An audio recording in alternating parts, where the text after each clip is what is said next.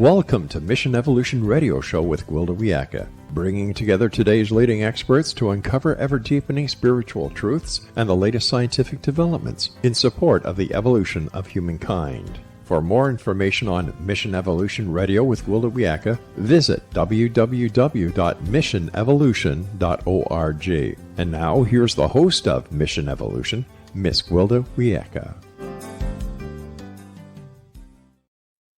Hello. Thanks for joining us on Mission Evolution.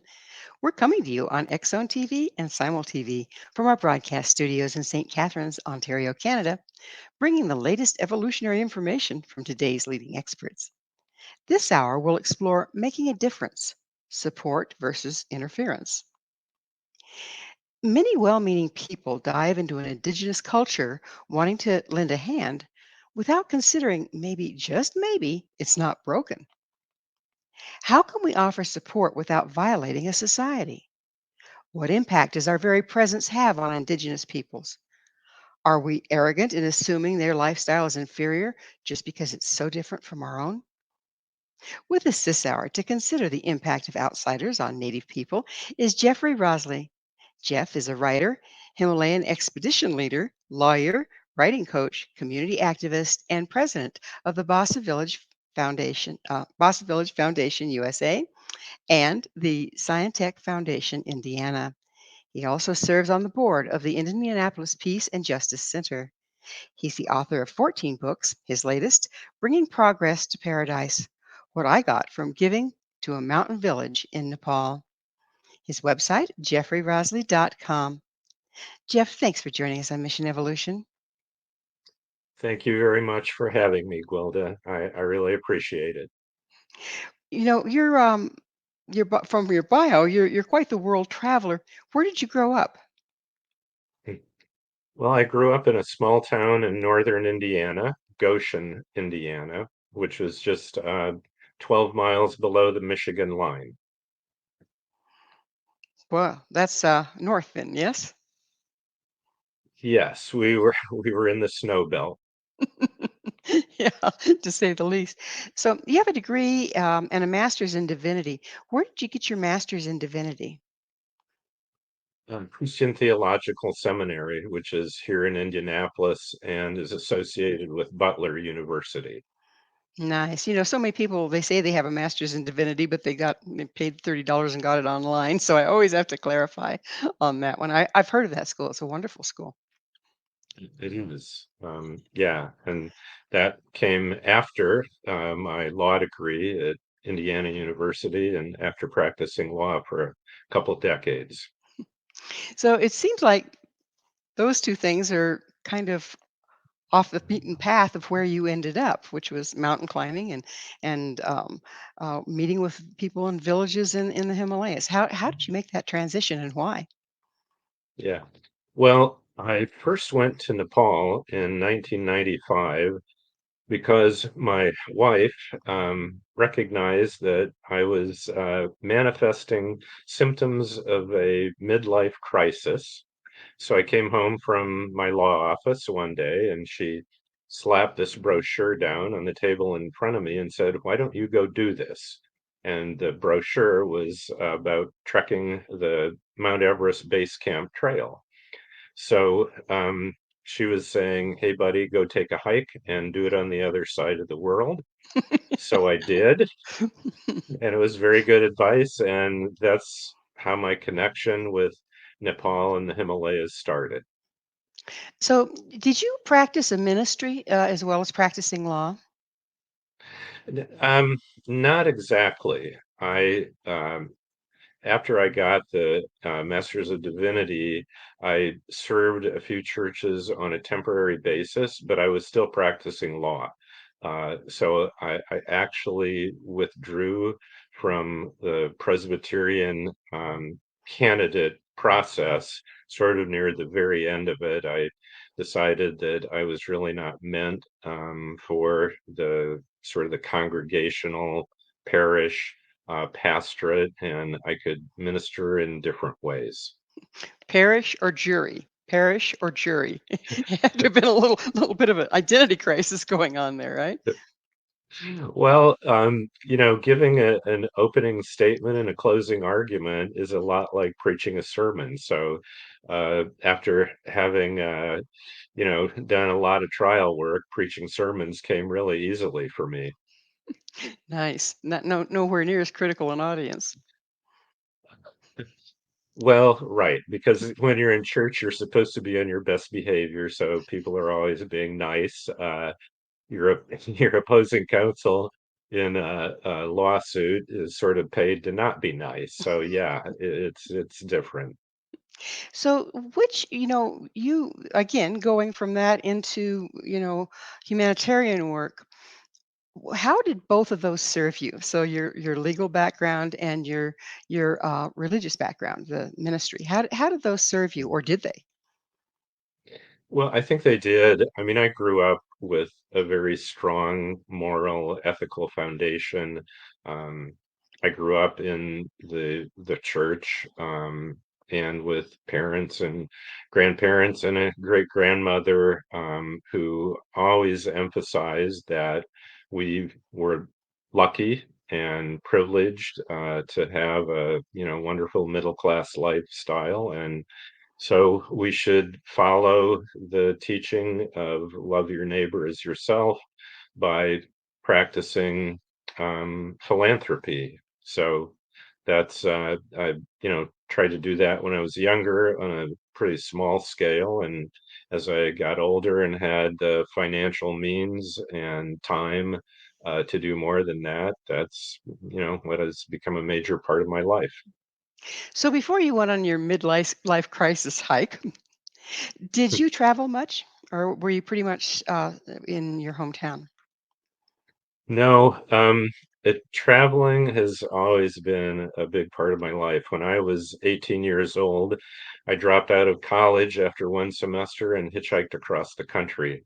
And the next year, I took a motorcycle trip with a buddy. It was 7,000 miles through the US and Mexico. And the year after that, I hitchhiked and trained and bused all across Europe with my girlfriend. And so, and my wife, who was not my girlfriend then, but my later girlfriend, who became my wife, also loves to travel. So that's been a big part of my life. And adventure travel had been a big part of my life. But the midlife crisis, my wife decided, was due in large part because I was so busy with being the senior partner in a law firm, and I was serving on a bunch of boards, and I was coaching a number of sports teams for my kids, and life was just really, really busy and pressured and scheduled. And she said what I was lacking was what had been so valuable to me before, which was to travel in a way that was very experiential and adventuresome. So she set me back on that path that I had lost for a number of years. Well, bless her for that. Sometimes wives can be wise, can't they? Yes, they can. Yes, they can. So, lead us from your midlife crisis experiential trip to the Himalayas to this village you got involved with. Well, I had eventually, after learning how to climb and do mountaineering, I was leading treks and climbing expeditions in the Himalayas. And I'd really just fallen in love with Nepal, especially the mountains and the people that live up in the high Himalayas. And so I'm on this one mountaineering expedition, and it was outfitted or supported by a company called Adventure Geo Treks. And it was the first time that I had used this particular company as my outfitter. And all of the guys, the porters, the cook, the guides, were from this little village called Basa, yeah, which I had never heard of. But I learned that, spending 3 or 4 weeks up in the mountains with these guys, that they had a little village school that had 3 grades. And they really wanted to add a fourth and a fifth grade. And they told me that if I would raise $5,000 that could pay to add all the materials needed for fourth and fifth grade, and would Goodness. pay 2 teachers for 3 years. So I, yeah, it's hard to say no to that. So I did that, and I raised that money with a few friends who were trekkers and climbers, and then I organized a trek to the village, which is the sort of the heart of the book you mentioned, Bringing Progress to Paradise, because it turned into an amazing adventure, which it was supposed to be a very easy trek. But we ended up with 10 of us who signed up for the trek. Only 3 of us actually made it to the village. Oh my And it goodness. was, yeah, it was a crazy, wonderful experience, because when we arrived, every single villager was waiting behind this little arch that they had constructed with welcome written Mm. on this Hmm. banner. And every villager had a lei or flowers that they literally covered the 3 of us in. Whoa. And that was my first experience of Basa.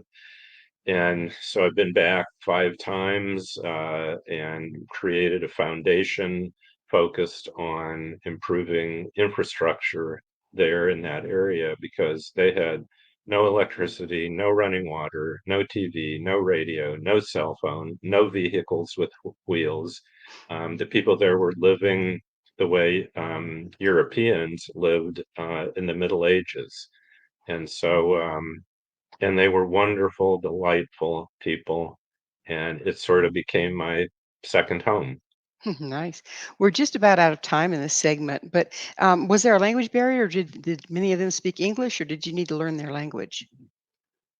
Well, the Nepali guides are incredible linguists, as well Hmm. as extremely strong and tough. So, my guide spoke perfect English, and the village school teaches English. Oh, okay. So, So so the young people there spoke some level of English. The older people didn't speak any.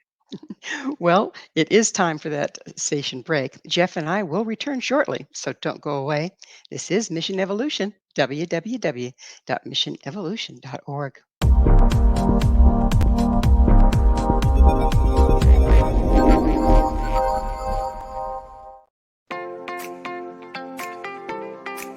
Are you interested in evolving with the times and becoming all you can be? Don't you wish there was one place to find the latest information to help guide you through the process? I'm Gwilda Wiyaka, host of Mission Evolution Radio TV. Join me on my mission to find the latest evolutionary knowledge and tools. The guests on Mission Evolution are leading experts in a wide variety of divergent topics, including allopathic, holistic, and integrative medicine, epigenetics, enlightenment, quantum physics, meditative practices, environmental issues, spiritual evolution, trauma healing, and so much more. Mission Evolution Radio TV is aired worldwide through the X-Zone Broadcast Network, X-Zone TV Channel 32 on Simul TV. You can enjoy our archives of radio or TV shows with our compliments at www.missionevolution.org. Come see the amazing lineup of guests and topics. With more than 200 episodes to choose from, you're sure to find what you're looking for. Visit www.missionevolution.org.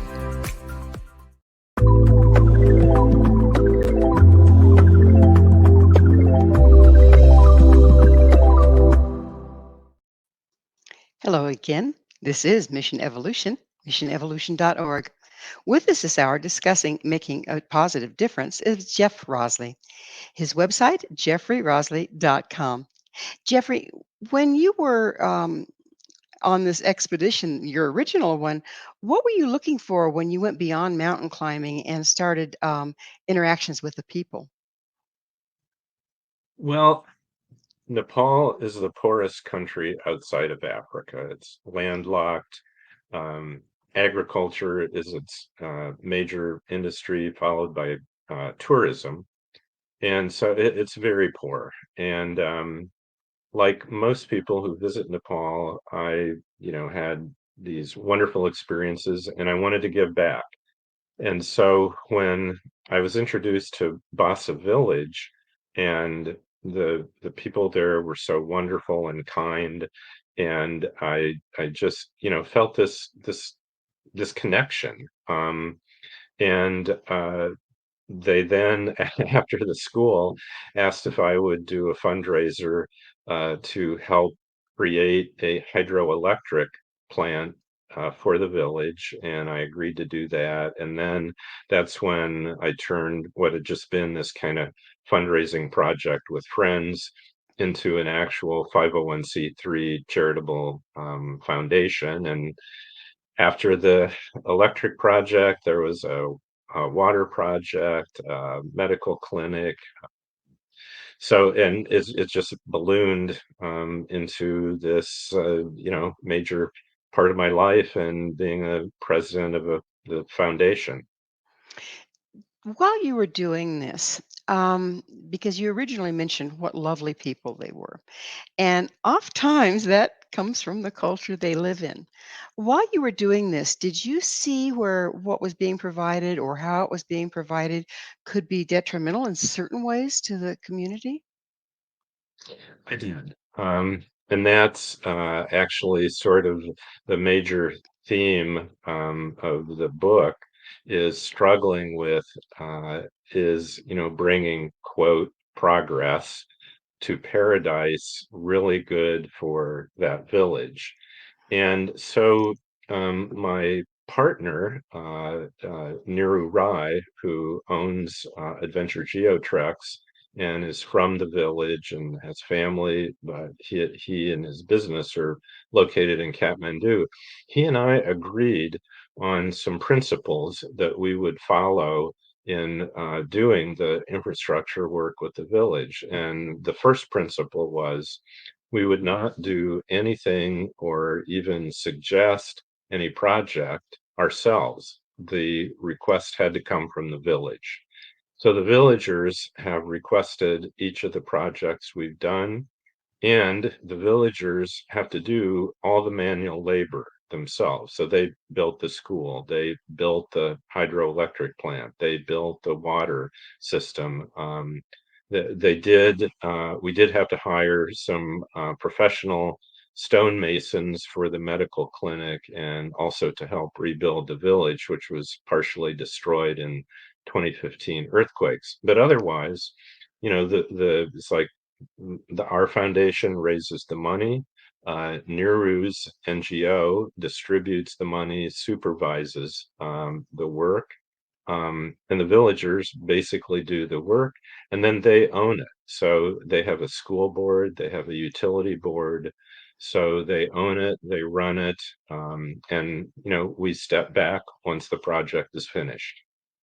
So, how did that work? Sometimes things are really great in the draw, but not so great in execution. How did that work? It's been excellent. In fact, I was so inspired by how well it's worked to write other books about it and to start teaching classes at two different local universities here in Indy, Butler, and Marion about the right way to do philanthropy. And both of those universities seem to agree. So yeah, I think it's become a model, and some other foundations have adopted it as a model. So, tell us about some of the times when good intentions go awry. Well, I've witnessed a number of those in Nepal. My favorite story about that is there was a woman who was very wealthy, who was actually German, who came to Nepal, did a trek, and as I said, fell in love, as so many people do. And she was really fascinated by these bridges that are cabled bridges that cross the river valleys. So she decided she was going to fund building a bridge, and she decided where she wanted to have the bridge built, and so she did, and it was a beautiful bridge, and it was built in a place that nobody uses, because she directed this project herself and didn't uh, really consult the local people and have the local people really direct the project. Um, there's, another really much more extreme case of that. Many people have heard of the book Three Cups of Tea, which was written, well, actually, it was ghost written for him by a guy named Greg Mortensen, who raised millions of dollars to build schools in Pakistan and Afghanistan. And it turned out the 200 schools that his organization raised money to build, only half of them were built. And of the half that were built, only half of those were used because they were built in places that nobody wanted to send their children to school. So And once again, are both of these yes. examples where they didn't consult the locals as to what location would workable, or was there a pushback from the locals? Combination in the case of the Central Asia Institute, um, Greg got involved with some unsavory characters, and so there became pushback from locals because they didn't trust some of the people that were working with the institute. But Were the unsavories, were they locals or were they from elsewhere? they were from Pakistan, but not from the local areas where the schools were being built. Okay. So go ahead and continue. I'm sorry. Oh, yeah, and so also one of our key principles is using the local people to build the projects, because that gives you a sense of real ownership. Whereas if you bring in a crew from elsewhere and they build it, and you have other people running and managing it, it's just welfare. And what we very Nero and I very much wanted to avoid was developing a sense of, the kind of a welfare culture, because these people are subsistence farmers. They're very strong, independent. They're used to taking care of themselves, but have this very, very close communal connection within the village. And so we, wanted to be careful to not disrupt the sense of community, and also not, create any sort of a welfare culture. So that's why that's what was underlying those principles that we developed. So the communities and the strength of the communities, and it's kind of an indigenous form of strength Mhm. that we've somehow lost here. Do you feel that that really aided the process of the building because they were working as a unit and were very capable of working as a unit instead of sometimes what we see going on in this country? Oh, yeah. I mean, they didn't have the know-how, for example, to build the hydroelectric system. So we had a supervising engineer from Kathmandu, and we sent over one of our board members who is a retired electrical engineer, to help. But seeing the villagers climb a sheer 100-foot rock wall with wire, wrapped around their arm and shoulder, it was obvious they had the capability of doing all the hard work. And again, the village, it was really fascinating to see how they decided how to build it, because they held a meeting, and this is how they make important decisions. And it lasted 2 days, and everybody who wanted to talk, and they talked until they had worked out every single detail down to who would make food for the guys that were doing the heavy labor. And the guys carried all of the materials. I mean, big, heavy materials for 4 days from where the road ended to Basa.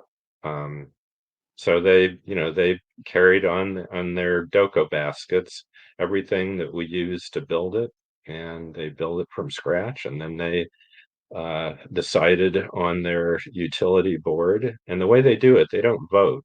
They just it's like the Quakers. They sit in community and talk until there's just a consensus of what the plan should be and how to execute it. Pretty amazing. Do you, I think my bias is that we've gotten away from community in this country. With any project, we kind of expect somebody to fund it, somebody to do it, and then we can complain about how it's done, right? Um, Yeah, right.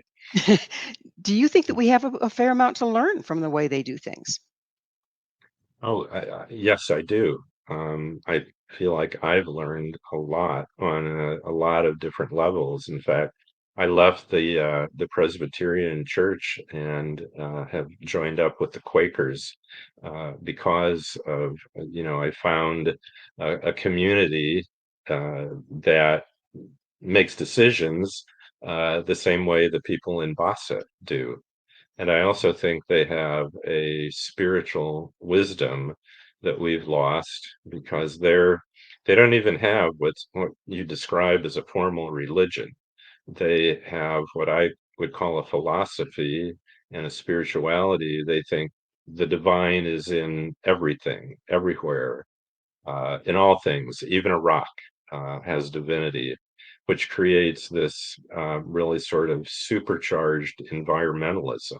And we Amazing. definitely could, Use a yeah, we little could bit of definitely that. learn from. Yeah, yeah, Well, absolutely. it's time for another station break. Jeff and I will be right back to continue our discussion, so stay right there. This is Mission Evolution, www.missionevolution.org.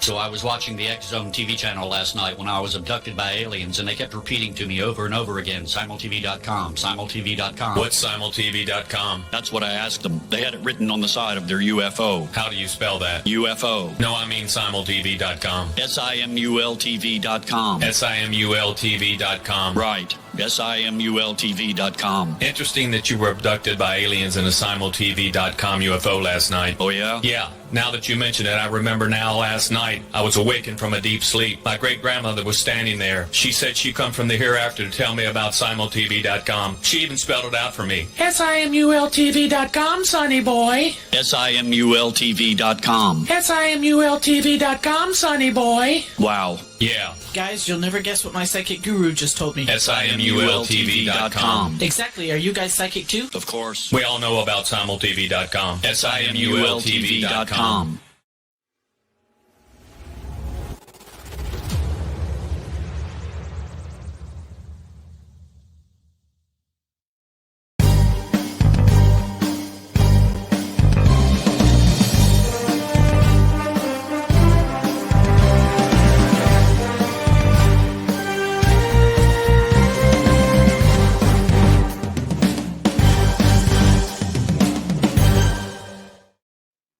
Hi there.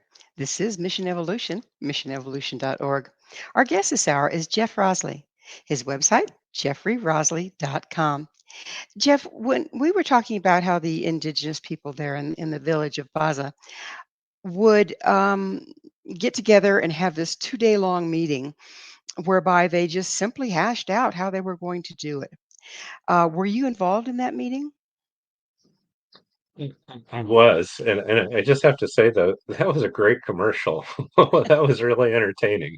But um, Mm, yeah, I was there, and so I sat through it and did not understand a thing they said because they have their own local language. It's not even Nepali. I have some rudimentary Nepali, but every tribal ethnic group in Nepal, and there's 50 major ones, has its own language. And so they were speaking their own language. And, when I would ask, they would tell me what was going on. But I didn't really want to interfere. So I was just there as an observer, and I, was taking notes and just fascinated to see that process. Did everything stay pretty calm, or was there some heated discussions like we tend to see here? Yeah, there was definitely some passion shown at times, and it was hard for me to know exactly, what really roused passion or not. And when I would ask, Sangha is the name of our guide for that trek, and so I'd ask Sangha, so what are they doing? He said, "Oh, it's okay, no problem, no problem." So, so I really never knew what got them excited, but like Sangha said, it was all okay in the end, and everything got worked out down to who made the food. And that's the next question I have for you is once, in our way of thinking, spending 2 days on a meeting for something like this would be ludicrous, waste of time. How did you see the project went as a result of that time spent? It went very well.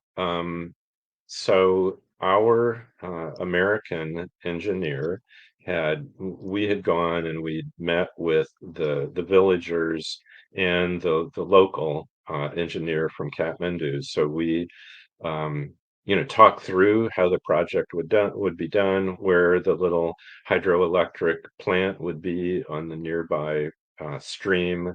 And Mike was our engineer's name. And I'm slipping on the name of the Nepali engineer.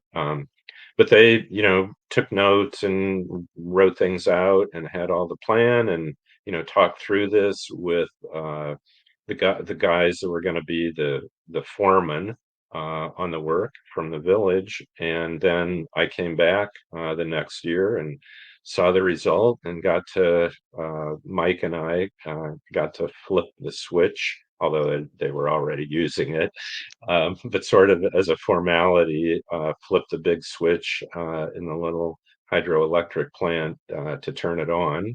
And yeah, so it worked well, and it's still working. And that was my next question is how long has it been since everything got, the school and the hospital and all these things got put together? Has it been a certain amount of, has it been some time? Well, it's been sort of every year, except during the pandemic, Hmm. we would do another project. So the school was in 2008. The hydroelectric system was 2010. The water system was 2012. Um, and then we had a couple temporary medical clinics that we did, and we did LED lights. So sort of smaller projects, computers for the school. And then in 2015, the earthquakes hit, and we focused on rebuilding the village. So And then the pandemic hit. yeah, we've been hit lately. That's a good word for it, just hit. Yeah. So a lot of times when, particularly in this country, but in any country, when people go in and build something for people, one of the major complaints is they don't take care of it, they tear it down, and they abuse it. Did you find that the people in the village were willing and able to keep up on what they had built? Yeah. In fact, the original school was deteriorating in a lot of ways, and so even though we had added those two grades, the original building got converted into kind of office space, library, computer room, and we I should say we, but we funded it, but the village built another school, so they have a newer schoolhouse. And very interestingly, in about, let's see, the year before the pandemic, so 2019, the government finally got to this area to add electricity and also put a road in, which they didn't have a road before this. But so now they actually have two electrical systems, and our original system is used as a backup system. So when the government built system goes down, which it They does with do. some frequency, they flip the big switch and ours goes back on. But I was going to mention our current project, which we funded and is now in the process of execution, is really kind of interesting and different, uh, because what the pandemic taught us is these folks have no income when tourism dies, because the only outside income from their subsistence farming um, is to work in trekking and mountaineering companies. And so for, over 2 years, that source of income was completely lost. So the villagers wanted to create something that would earn money even when tourism was down. So, and they came up with a herding goats and pigs, raising goats and pigs as a commercial enterprise. So they put together a budget, and we have now funded the purchase of goats and pigs for the village. Every family will get one goat and one pig, and then there will be a communal herd, which they'll use for commercial purposes, and sell meat and yogurt and milk and every product that they can create from that herd. And then each family will have their own. So um, we will soon be getting pictures of how that's going, because the animals have been purchased, and now the villagers are building fences and being trained on the proper animal husbandry. It's just real learning process, and it looks to me like you're improving the people versus enabling them, Well, yeah, I mean, helping them that's the improve goal. themselves. Yeah. Mhm. Yeah, yeah. And again, each one of these projects, for even the computers in the school, every single one of them was requested by the villagers. So, it gives me confidence that they will do what's needed to properly implement it and maintain it. And without shaking their culture up by coming in and mowing over what exists. Yeah, and having been back to the village, and so many times, the culture seems the same in terms of what I see as its foundation, but the life in the village has definitely changed. Um, they have these, quasi modern infrastructure, um, and the older people, never had any experience or even idea that these kind of things would come to the village. So it's life there is clearly different. I mean, they now have cell phones too. But the way I see it is that kind of progress was inevitable. And so what's important is that the villagers themselves decide on the pace of how it comes to the village and how it's implemented and used, and that they maintain their traditional communality um, to absorb this. And, so far they have. So within that, I know a lot of the indigenous people really value their elders, and their elders' opinions and their elders' thoughts on things. How are the elders taking this progress that's unprecedented for them?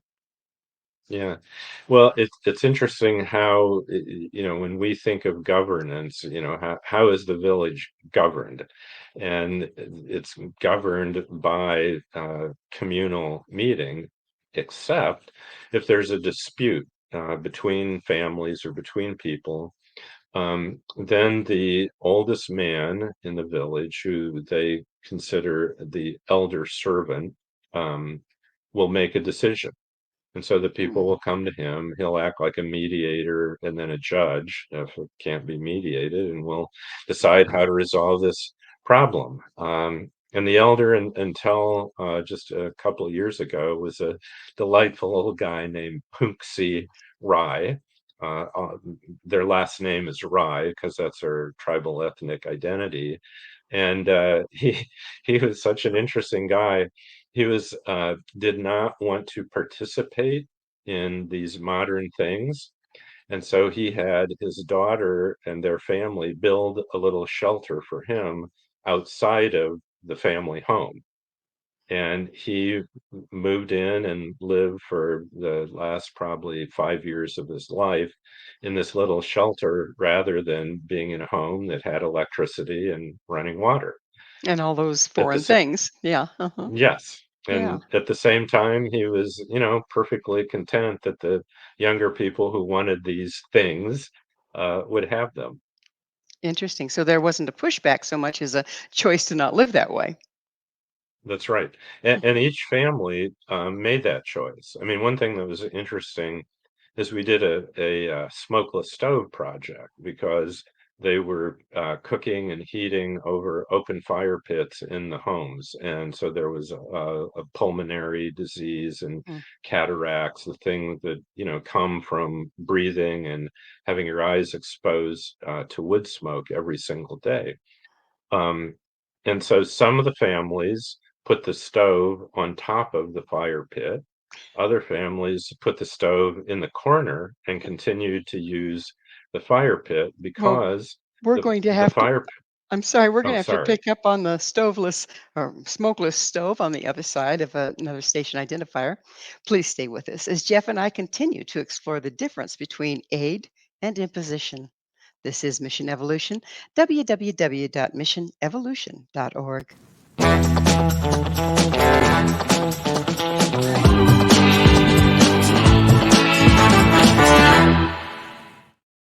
Do you have a product or service you'd like to promote to a worldwide audience?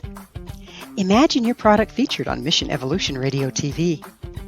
If you're interested in showcasing your work, Mission Evolution is broadcast to the X Zone TV Channel 32 Simul TV on the X Zone Broadcast Network, YouTube, iTunes, iHeartRadio, Amazon Music, Audible, and many other audio and social media platforms.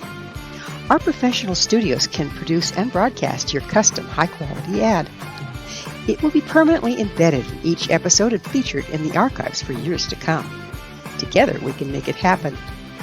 Contact us at info@missionevolution.org for more details. Spaces are limited, so don't miss out on this great opportunity. Email info@missionevolution.org today.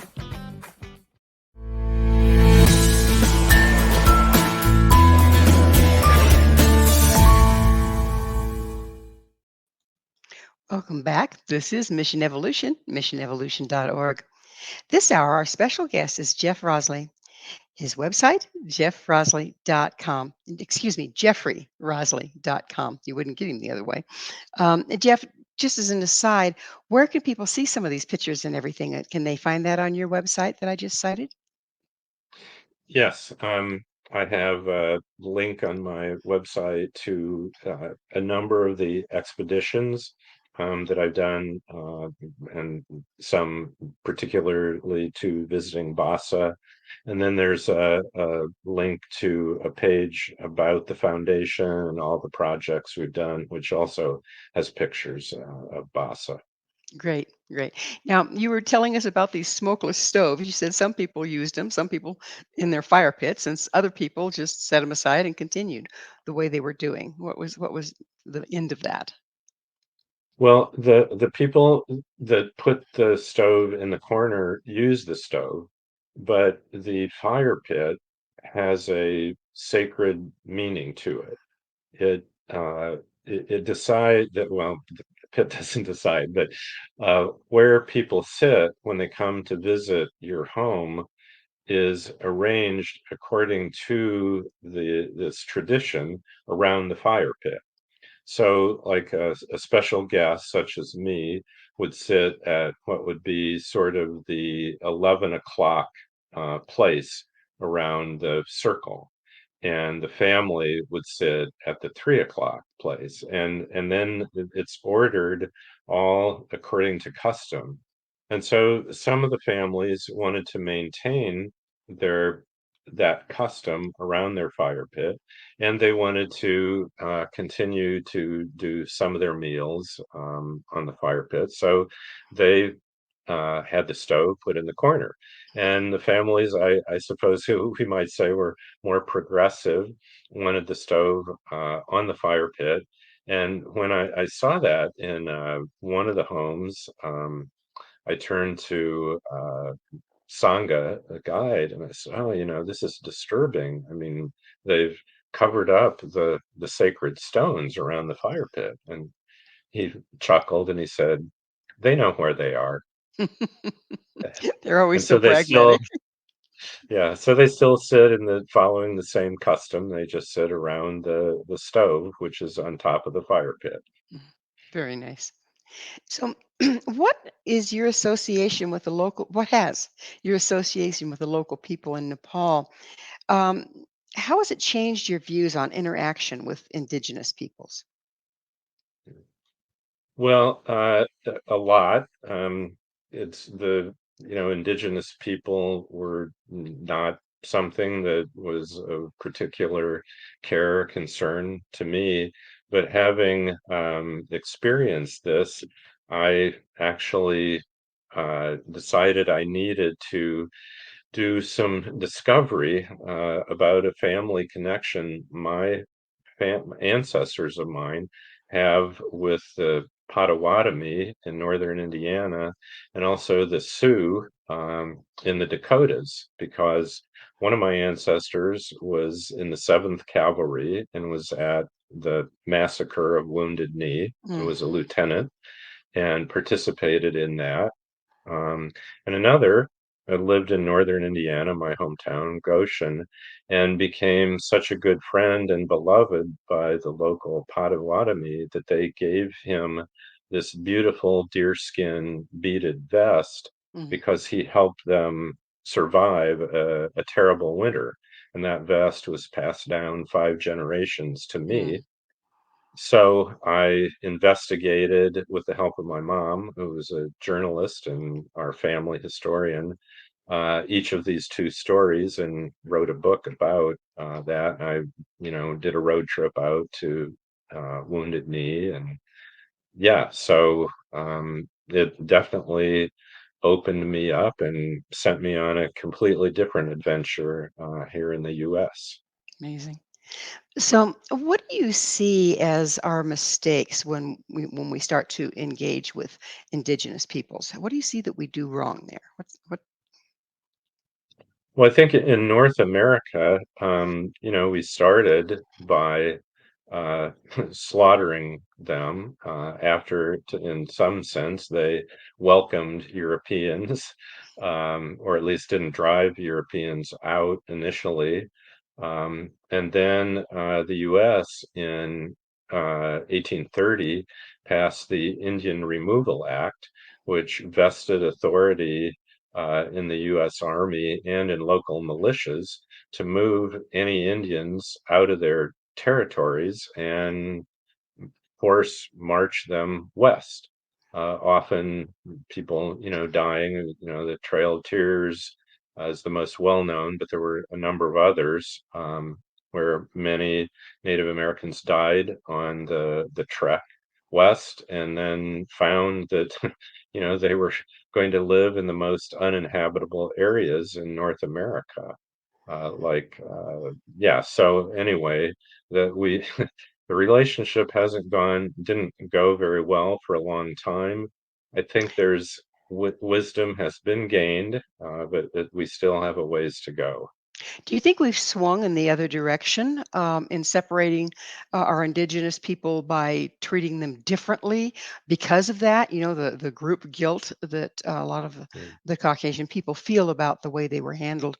And have we enabled them in a certain regards by providing things in a different way than what you did in the village of Basa?